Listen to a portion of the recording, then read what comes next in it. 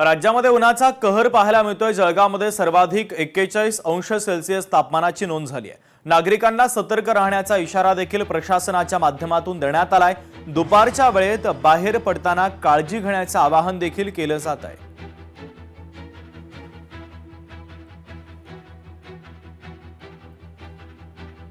राज्यातील तापमान आपण पाहूयात। मुंबईमध्ये 35 अंश सेल्सिअस, ठाण्यामध्ये 35, पालघरमध्ये 36, रायगडमध्ये 34, पुण्यामध्ये 34।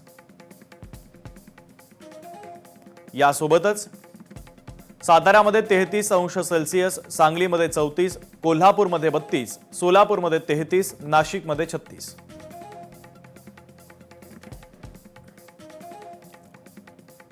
अहिल्यानगरमध्ये 34, जळगावमध्ये 41, धुळ्यामध्ये 40, नंदुरबारमध्ये 39, छत्रपती संभाजीनगरमध्ये 36 अंश सेल्सिअस। बीडमध्ये 37 अंश सेल्सिअस, लातूरमध्ये 36, धाराशिवमध्ये 35, नांदेडमध्ये 38, परभणीमध्ये 39 अंश सेल्सिअस। हिंगोलीमध्ये 38 अंश सेल्सिअस, अमरावतीमध्ये 34, अकोलामध्ये 33, बुलढाणामध्ये 34, वाशिममध्ये 35। यवतमाळमध्ये 36 अंश सेल्सिअस, नागपूरमध्ये 34, वर्धामध्ये 35, भंडारामध्ये 34, गोंदियामध्ये 33।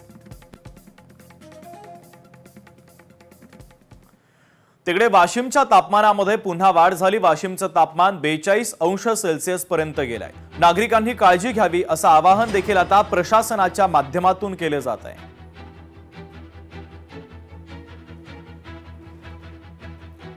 रायगडला अवकाळी पावसाचा तडाखा बसलाय। वीज पडून एका 14 वर्षीय मुलाचा दुर्दैवी मृत्यू झालाय।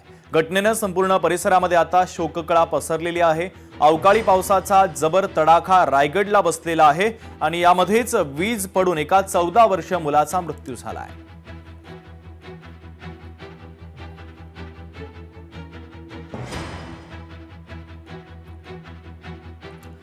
नसरापूरच्या अत्याचार आणि हत्या प्रकरणी घटनेच्या निषेधार्थ पुण्यामध्ये मोर्चा काढण्यात आला। बाल गंधर्व रंगमंदिर ते सावरकर भवन पर्यंत मूक मोर्चा काढण्यात आला। या मोर्चाच्या दरम्यान पोलिसांचा देखील मोठा बंदोबस्त तैनात होता।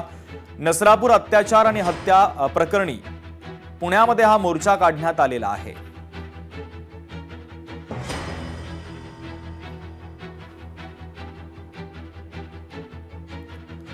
जेजुरी येथील ऐतिहासिक खंडोबा मंदिराच्या मुख्य गाभाऱ्यामध्ये आज हापूस आंब्यांची आकर्षक सजावट करण्यात आली आहे।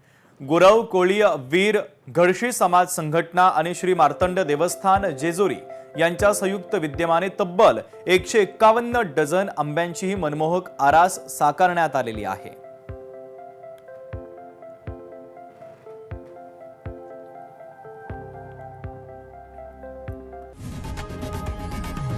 लोकशाही मराठी ऐका, पहा, जागरूक रहा।